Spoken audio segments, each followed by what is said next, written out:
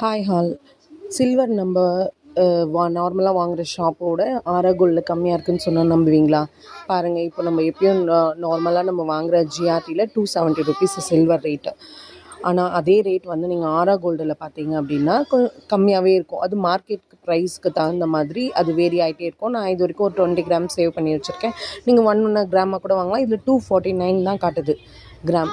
So அது 240 gram. நான் 1 gram வாங்குகிறேன், உங்களுக்கு காட்டுறேன்.